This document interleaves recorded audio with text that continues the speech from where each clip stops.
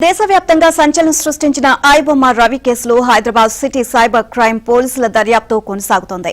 నిందితుడు రవిని 5 రోజులు కస్టడీకి తీసుకున్న పోలీసులు 4 రోజులుగా పలు కోణాల్లో విచారిస్తున్నారు. ఇవాళ్టితో రవి కస్టడీ పూర్తవుతుంది. 4 రోజుల విచారణ ముగిసినప్పటికీ రవి నుంచి వివరాలు రాబట్టడంలో పోలీసులు ఎలాంటి పురోగతి సాధించలేదని సమాచారం. ఎన్ని కోణాల్లో ప్రశ్నిస్తున్నా అతడు సహకరించట్లేదని తెలియదు.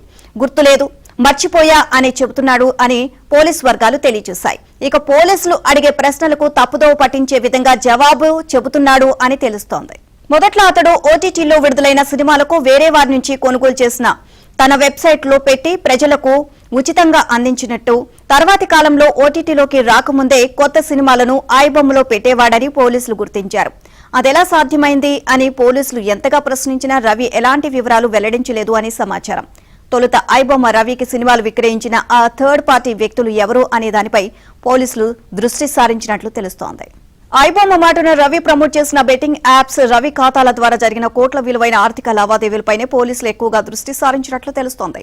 ఇక అందుకు సంబంధించిన సమాచారం పూర్తిగా సాంకేతికపరమైనది కావడంతో పోలీసులు రవి ఖాతాలు ఉన్న 35 బ్యాంకులను పోలీసులు లేఖ రాశారు. ఇక వాటి నుంచి పూర్తి సమాచారం వస్తే తప్ప కేసులో పురోగతి సాధించలేమని పోలీసులు పేర్కొన్నారు. ఇక ఐబొమ్మ రవిని అరెస్ట్ చేసిన సినిమా పైరసీ మాత్రం ఆగడం లేదు.